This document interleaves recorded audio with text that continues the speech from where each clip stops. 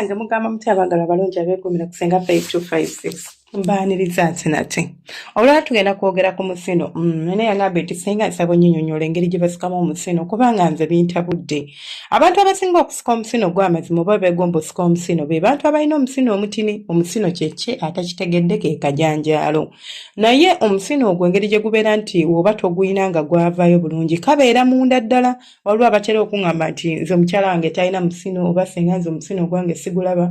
Buli muntu alina omusino. Tunula waggulu awo wennyini oba kirira wansi awo ewamira ebizaawo awo wamera ebiza oba wetubeera n'ebiza kirira akantu k'osooka okukwatako bw'oti kabeeranga lubanga lusolo lwa musajja naye ko kaba katini kati gwoba tokayina nga mwekali naye nga katini era bw'oba okutta engalo yo n'onyigawo mu kafaako bw'oti oba owuliramu akantu akalimu bw'otambuza olugalo olwo ng'olinga akuutawo otandika okuwulira ng'ofuna ki obwagazi awo wali omusino gwo. Kati gw'oyagala okugusika osobola okufuna eddagala lino wammanga ate era n'olikozesa otya kuba eddagala si kyekizibu banga esenga eddagala si ekizibu naye ensika y'omusino kyekizibu kyange. Eddagala ly'osobola okunnyamba n'ofuna ojja kunfunira eddagala lye tuyita kamubiri.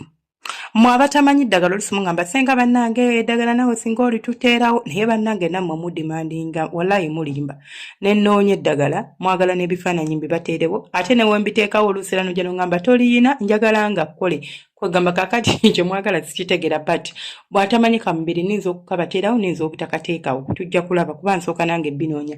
Onfunire kamubiri, onfunire ekigajje, onfunire magejjo ebikolo bisatu. Ngenda balagirira eddagala lya mirundi ng'ebiri esatu. Eddagala eryo likwata olikaze.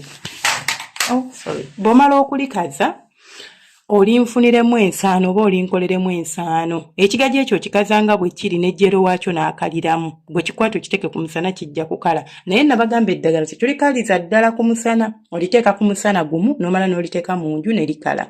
Kati n'olyoka olisekula bulungi n'oliggyamu ensaano yaffe. Bw'omala odiggyamu ensaano eyo nfunira omuzigo omuganda. Oba munyankolo oba mukinaye nga omuzigo ogumu bagutabulamu ebintu ebirala abalala bateekamu butto abalala bateekamu biki kakasa nti omuzigo gw'ofunye gwa ddala. Bw'omala okunfunira omuzigo ogwo tabikamu eddagala lyaffe eryo naye ate tuteekamu eddagala lingi ate tuteekamu muzigo mungi abamu ate mukisusa makinga sure nti ebintu by'otabudde obibalansinze bulungi. Bw'omaliriza okukola ekyo then ojja kusika omusino gwo. Omusino tugusika tutya? Kansooke mbawo eddagala eddala nga sinnatuuka ku ngeri y'ogusikamu. Then eddagala eddala ly'osobola okunfunira osobola n'okunfunira magejjo. Gw'oba omanyi nti oli mu kyalo nga kamagejjo kali kumpi naawe nga sigenda kanoonya gwe ate tokozesa nsaano. Kwata magejjo yekka nga tutaddeeko kamubiri naye kamubiri tusobola kukozesa kwata kamagejjo kokka. Bw'omala okukakwata omala okwata ebikola by'amagejjo bikwate obiyenge ofunemu amazzi. Kati oyenga olwedde ng'omaze okwepositioninga engeri gy'ogenda okikola. Amazzi ago ogenda gakwata ogantonnyereze ku musino gwo bw'oti then okwate obukoola butini nnyo okwate ovumbevumbe omusino ogusike gujja kuvaayo. Mu wiiki 2 oba otandise okulabawo enjawulo.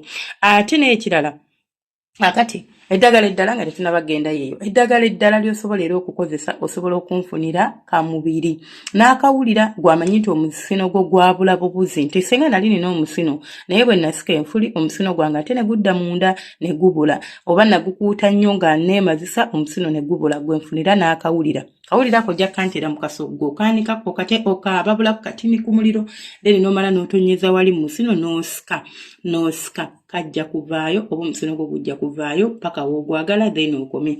Tugusika tutya kubanga kyekinyusi kya leero. Osobola okuntuulira wansi, osobola okwebaka wansi, osobola okutuula ku katebe as long as oli mu position esobola okuwa omwagaanya emikono gyo okubanga gisobola okukwata kajanjaala ako bulungi. Njogera ku muntu alina akantu nga kali munda nga nawe kennyini okalabako bulabi nti olingiza kalingize. Soogera ku gw'alina omunene oba otudde already gubaawo naye ogubanga si munene naye nga guli visible gubaawo. Naye waliwo omukyala ng'omusino gwe n'ogufiiringa alina kukwata lugalo n'alunyiga waati ewabeera omusino gwe kubeera ng'aguwulya naye nga tagulaba. Nga niwajjayo ekigundi akalaba nti kabayo bwe kati nga katini nnyo kati ogwenjogerako. Kwata mu kazigo kaffe kali ke twasoose okukola obanga by'ogenda okukozesa. Tuula gaziya amagulu go. Kwata olugalo olulala oba omukono gw'omulala gaziya ekigundi ekyo ekijjako ekiriba ekyo ekibiseewo kisike ng'okizza waggulu then oyingiza omukono gwo oba engalo zo ng'oziyingiza wano wansi si mu mmana munda wansi wano wennyininyini ng'akasino wekandibadde katandikira kati wano omukyala olina ebituli 3 olina ekituli kino ekifulumamu namba 2 n'obeera n'ekituli kye bazina n'obeera n'akatuli kaneeno ketuyita urethra opening kati dako waggulu katini omusino guli awo waggulu kati wansi awo oba in between omusino gwo n'akatuli kaneeno akatini ketuyita urethra opening nga woba oteeka engalo zo then obeere ng'omuntu apluging engalo munda bwoti oba asonseka engalo munda tosonseka na bulumi be gentle please kubanga ojja kwereetera ebizibu bya bwerere okwate ekigalo ky'ekisajja ekirala obeere ng'osika waggulu ojja fiiringa akantu mu ntandikwa bigenda kuba biwoomerera ogenda kuba ng'omuntu ayagala okwemazisa wabula tova ku mulamwa focus teweerabira kikyokola otandika okusika omusino gwo kasita obala nti nkutte sika sigako eddagala lino ku musino bwe kiba nga kikkala obirira okukwatako direct kati okwate ku kiriba kino ng'omaze okukigaziya eno n'eno okwate ku kiriba onyweze wakati then osike omusino gulumanga bw'olaba enfuli bwe ziruma ng'osika tosisa maanyi oyinza okuwunzika ng'ogenze mu ddwaliro gently but very precise nga tekyokola okitegeeza olwo lw'ogenda okuyieldinga results ennungi then bw'omaliriza okubeera ng'okola ekyo sikampolampola omusino gujja kuluma era ojja guwulira nti guluma gutandika biwoomerera naye gye biggwerera n'enfuli zitandika ziwoomerera gye biggwera otandika okuwulira kapeyini ak'enjawulo tolemezaamu just be consistent nti nze nsika buli lunaku ate n'ekirala if si kya buli lunaku gamba nti kale omala nsika buli lunaku olweggulo oba ku makya please make sure you do that every day okumala weeks 2 ate n'ekirala woba osika enfuli teweegadanga na musajja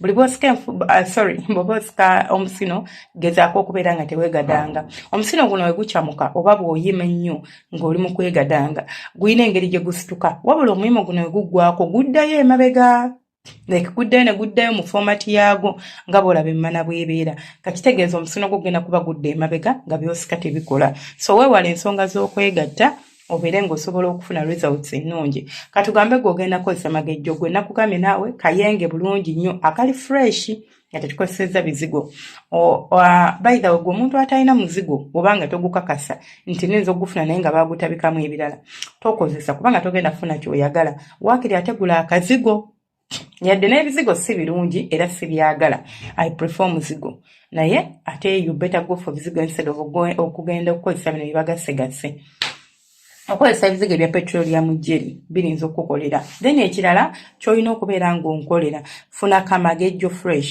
bw'omala okukayenga n'ofuna otuzzi ofuna bukoola kubanga kati njogera ku muntu nga omuyina ewaka waali awo mu lusuku ogenda bugenzi n'onooga n'oyingira ekisenge kyo oba n'oyingira ekiyigo n'okola by'olina okukola kwata amazzi ago otonyezeeko then okwate obale osike okutteko n'obuguuni n'obukoola obwo obubisi bw'omaliriza bw'oti by the way osooka n'oguleka for dakiika nga 3-5 then n'omala n'ogunaabako bulungi nnyo tobireka ne bibeerako n'onaabako bulungi nnyo n'obireka n'enkya ne luli ojja kugulaba nti guvaayo mpolampola ekitta eddagala oluusi eba nkozesa kasi tobeera nga tokozesezza bulungi bintu ebyo togenda kubeera ng'ofunamu naye bw'obikozesa obulungi ojja kulaba results era ojja kufunamu mubeere bulungi nsaba Allah abankuumire abanjagalire temujjangu ku bantu bange.